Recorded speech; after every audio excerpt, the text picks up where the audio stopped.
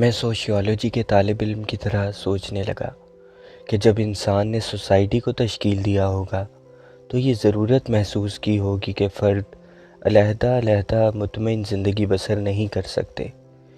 باہمی ہمدردی، میل جول اور ضروریات نے معاشرے کو جنم دیا ہوگا، لیکن رفتہ رفتہ سوسائٹی اتنی پیچ در پیچ ہو گئی کہ باہمی میل جول، ہمدردی اور ضرورت نے تہذیب کے جذباتی انتشار کا بنیادی پتھر رکھا۔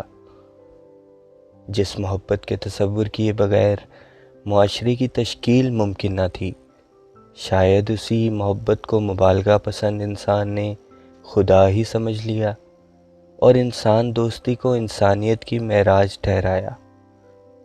پھر یہی محبت جگہ جگہ نفرت، حقارت اور غصے سے زیادہ لوگوں کی زندگیاں سلب کرنے لگی۔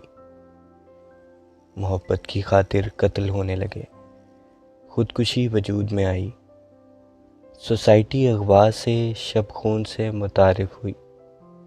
رفتہ رفتہ محبت ہی سوسائٹی کا ایک بڑا روگ بن گئی۔ اس جن کو ناپ کی بوتل میں بند رکھنا معاشرے کے لیے ممکن نہ رہا۔ اب محبت کے وجود یا عدم وجود پر ادب پیدا ہونے لگا، بچوں کی سائیکالوجی جنم لینے لگی، محبت کے اصول پر مقدمے ہونے لگے، ساس بن کر ماں ڈائن کا روپ دھارنے لگی۔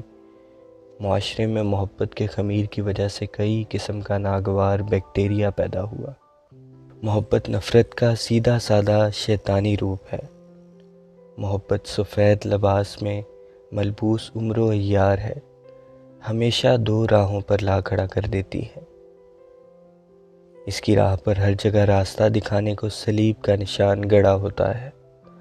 محبتی جھمیلوں میں کبھی فیصلہ کن سزا نہیں ہوتی، ہمیشہ عمر قید ہوتی ہے۔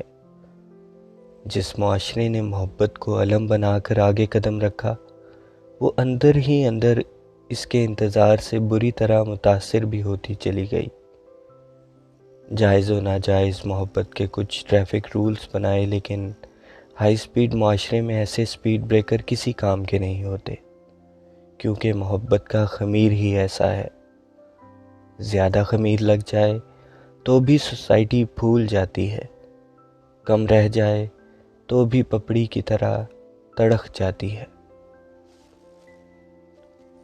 بانو قدسیہ کے ناول راجا گدھ سے ایک اقتباس۔